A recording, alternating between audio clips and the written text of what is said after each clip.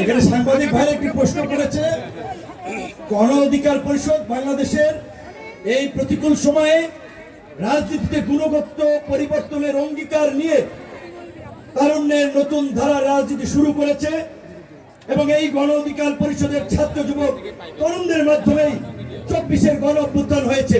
কাজেই নতুন বাংলাদেশ বিনির্মাণে আমরা মনে করি নতুন নেতৃত্ব প্রয়োজন, নতুন রাজনীতি প্রয়োজন।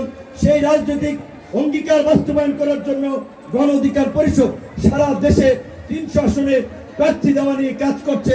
তবে যেভাবে এখনকার এই রাজনৈতিক দল সমূহ সবাই মিলেমিশে গণ অভ্যুত্থানের মাধ্যমে আজকের এই পরিবর্তন এনেছে, আগামীতে যদি জাতীয় প্রয়োজনে কোন রাজনৈতিক দলের সাথে জোট করতে হয় দেশের বৃহত্তর স্বার্থে, বাংলাদেশের ভবিষ্যতের জন্য, আমরা সেটি বিবেচনা করব।